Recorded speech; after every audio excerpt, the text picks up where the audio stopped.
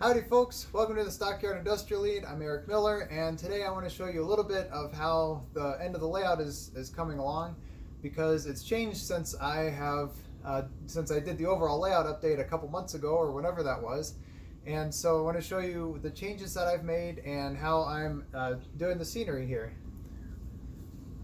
Before I get into the scenery, I'd like to show you the changes that I've made here on the end of the line. So if you remember last time, I was planning to have a bridge here, and this is going to be the end of the line because the bridge was washed out, as the story goes, and I was going to have a little farm scene right about here. Well, then what happened was I visited a friend's layout, and he's building a new smaller layout because he used to have a larger layout, and he had this extra bridge, and he said, hey, do you want this bridge right here? I said, hey, do you want this? And I was like, sure, that looks pretty cool. You know, it's already painted and weathered, so that's nice. And then I brought it home and I thought, I wonder where I could use this. And I thought, oh, this would be perfect right here, especially since I'm just working on this area. And then I got to thinking, you know, this really is too nice of a bridge, or at least I really like it. I'd like to keep it in service. And so I thought, why don't I keep this in service and then have the washout here, and then I can have the end of line there. And then I showed a friend of mine my plan, and he thought, you know, this, so basically your bridge is going to be the end of the line, and you know, it's not going to see many trains. And I said, well, yeah, but you know, it'll still be in service. And he said, I think you should make it more active than that. And the more I thought about it, I thought, yeah, that's a really good idea. So then what I decided to do is relocate a customer, or essentially I'm getting rid of a customer that was based in South Omaha, the sewer customer, and I'm having a chlorine customer here that is based on a customer, a prototype that is in Bellevue and is actually on the end of the line on the Union Pacific in Bellevue, where the transcontinental line used to curve to the west, and then they built a shortcut and abandoned most of that track. But anyway, so this will be the chlorine customer here, and so the local will come down and switch this industry, and then that'll make this bridge active. And so that's the plan. And this will still be the Papio Creek, and then I'm going to move the farm scene, which I've kind of started roughing in a little bit. The farm scene will be here between the bridge and the ready mix plant, which is down there. So that'll have a nice little open space feel to it. And I moved my tree farm, all of my trees I put into a box. I'll use quite a few of them here in this little creek area. So as you can see, I've already started to do some groundwork here. Basically what I did is, this was plywood base here, and then over there, and also a plywood base under here. And what I did to sculpt these hills is I cut a bunch of foam and glued it in just using a simple adhesive. Let me see if I can get a slightly better view of this area for you. And then I used some Walther, I think it's Walther's Sculptamold. Can't remember who makes that product. I've had it for like 10 years, and so I just dip into it whenever I need it. And put some Sculptamold around here to kind of blend in where the foam areas were. And then I painted this a dark brown to kind of make it look like a muddy color. And then repainted the backdrop because it got splattered on a little bit. And then I added this biking and running trail. And I also made these piers for the bridge. And then the other thing I did over here is a similar process. This is just another channel of the creek. And I put another bridge here. This was a bridge that I used to have on another part of the layout, and that I tore down. And so I just kind of kit bashed this together. It was actually two bridges that I kind of made into one bridge, because this is where there'll be a switch, and then this goes off to the industry, and this is the old main line. So then the layout will actually end here, and obviously this track will be pieced together and everything, but I'm waiting until I'm done with the scenery to finish the track, because especially it's going to be helpful to lift this bridge out of the way when I'm working on the scenery and putting the creek together. So that's how that's going to work. So I thought what I would show you a little bit of is how I do some scenery, and we're going to get into some of the grass stuff, and then you know, hopefully get to pouring the creek as well. So I don't know about you, but to me scenery is always a little bit daunting, because it's like, oh, I want this to look good, this is the one chance, you know, and then like which colors do I use and stuff like that. But one thing I like about scenery is you don't have to worry about it running well, like a locomotive or a freight car. It's just there. So I really like how it comes along, and I really don't think you can mess up too much. So that's what I'll show you next. We're going to start gluing this area and putting down some actual greenery. So before I get started, I thought it'd be helpful to show you some of the tools that I use for scenery. So obviously, first of all, you want some good glue base. This Elmer's glue all is good. I make sure I use this instead of the school glue. Just make sure your kids don't get into it, because this was full last time I did scenery, and now my kids make slime with it. So, and I told them not to use that, but anyways, so you might want to hide that somewhere. And then if you're using static grass, make sure you have a good static grass applicator. I know there's a lot out there. This is the one I use. I bought it several years ago. I've only used it a couple times. And then I like to have a good old cup that you can mix your scenery in, so you can blend it, so get some different grasses and whatnot. And so for grasses, I have a pretty wide range of different brands. So of course, got the various Woodland Scenics static grass, and then I also sprinkle in some turf and bushes and whatnot. And then I also use a little bit of this sill floor stuff. Make sure you get some decent heights. Like this is 4 to 6 millimeter, which I think is pretty good for HO. This stuff is medium green. And then I also use a little bit of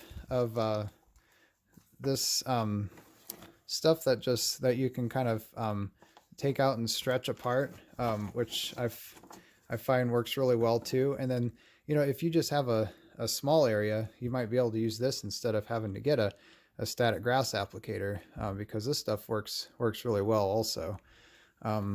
So I find that a good mix is just works really well, because you don't want it to be a perfectly manicured lawn, right? Because we're out here by the creek. And then again, make sure you've got appropriate colors for your season. Mine is kind of summer, late summer. And also, since we're next to a creek, I want things to be very green for the most part. You know, there'll be a little bit of dirt and mud here and there, but yeah, that's about it. So now we can get down to putting the glue on, and then we'll start applying the grass. What I usually do is apply kind of a base of the static grass first, and then I'll go through and sprinkle in some other stuff. So here we go. Okay, one last tool that I forgot to mention is a dust buster. Make sure this is obviously cleaned out from whatever used it before, but I find this very helpful to, after you've done your static grass, you can vacuum it up after it's dried, and then you can reuse the static grass that didn't stick down or whatever. You can reuse this and then put it into your mix for next time. So definitely want to have that on hand. Okay, now I think we're ready to go.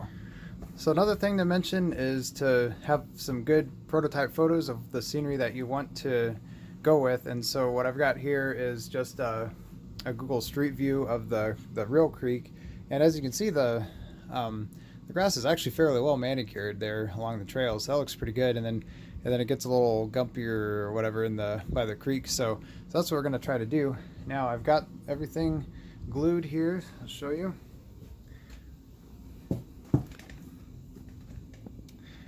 And just used a pretty simple bristle brush for putting this glue down.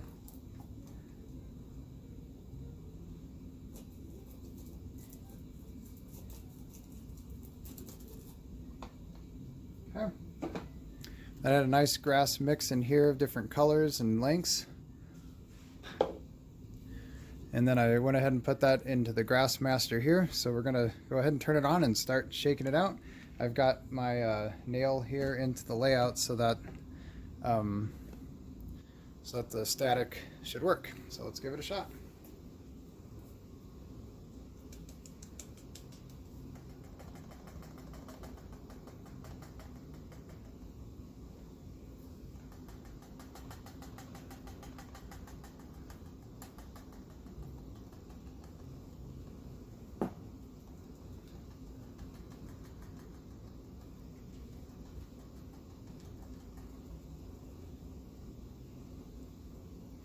And don't worry about getting it in other parts. You know, it won't stick to the glue, and The other nice thing is that, you know, with the dust buster, you can always clean it up.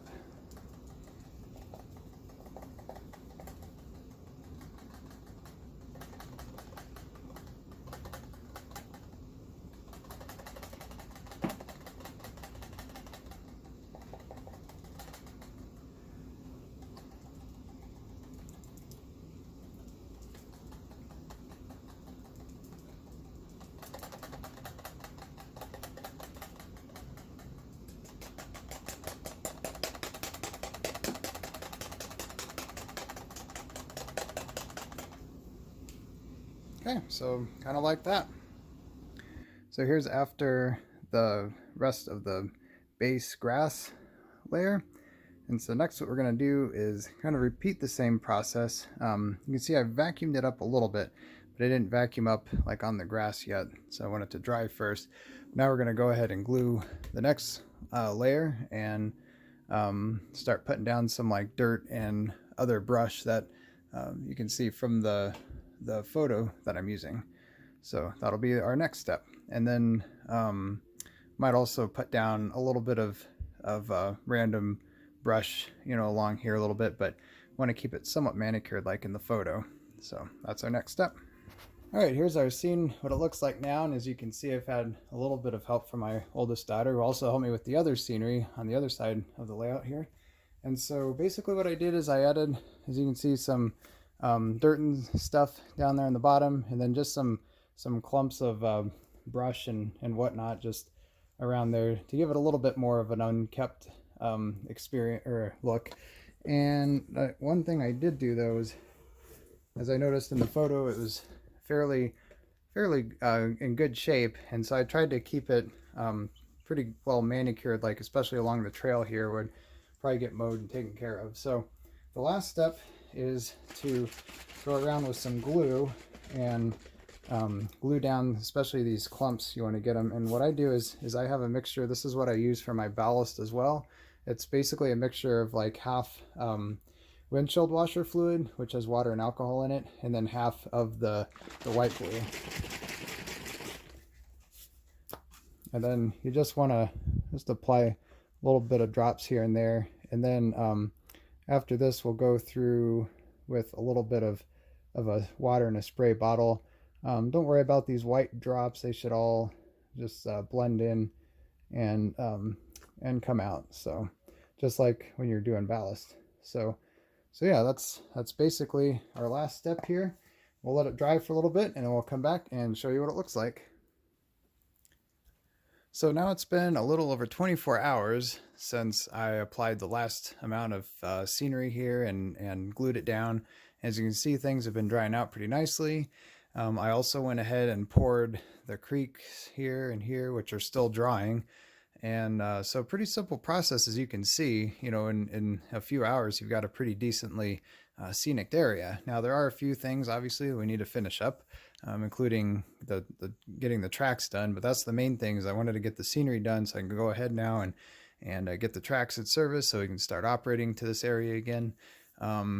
But the other major thing is we got to add some trees, and so that's something that I always do after, obviously, putting down the ground coverage, and it's something that I could wait and do until after I get the tracks done, so that the trees aren't in the way as I'm putting the tracks in. I don't want to break that stuff. But yeah, other than that, it's pretty much done, but it definitely takes some drying time. And so I'll just give you a little bit more views here. So we've got the smaller creek channel here, and this is the plate girder bridge that will be connected, and this is the track that goes off to the customer, and then the mainline track, which will end just shortly after here. We use this for switching the industry, so you can pull out the cars that are at the industry and then switch them out for the cars that need to go to the industry. And here's the major creek, and we've got our little bike and running trail there, and then the main creek area. Went ahead and repainted the fascia just before this, so that's why it might look a little wet there. So one thing I want to talk to you about it with regards to pouring the creek. I'm sure there's different ways that you can go about doing this, adding water to the layout. What I use is this Envirotex, And like I said, I've had this for a number of years, and I went ahead and used up the rest of this. It basically comes with 2 bottles that you pour and mix together. And then one thing that I do too is I add a little bit of ink to it just to give it a darker look. And I also made sure the bottom was painted brown, and then painted a little bit of black on there too, just to give it a little bit more depth. And then I've gotten some random rocks or gravel that I've used, and so I'll sprinkle some of that in before I pour it out. But it's a pretty simple process. And then I put some blue painter's tape along here as it's drying, and as I said, it's still drying because of how thick it is. And so we'll see how it goes. Hopefully in another day or two. I'm not sure how long it'll take, but it'll turn solid hard and won't have to worry about it. So that's basically it. Just wanted to, like I said, update you guys on this end of the layout, how the scenery is coming along, and also since, like I said, it changed a little bit since the last update that I gave, and so just wanted to show you how that goes. And I thought it would be a good opportunity to give you a little peek at how I do my basic scenery here on the Stockyard Industrial Lead. And now that this is done, I can continue working on the farm area, which will have a little farmhouse, some silos, and some corn, and then obviously work on the industry over there. And that'll basically be my main rural areas. And after I've got that finished, then I just have urban scenes to work on. So that's what'll be coming up in the future. So thanks again for tuning into this video, and yeah, let me know if you have any questions or comments, or as always, anything else you want to see in future videos. And I will catch you next time.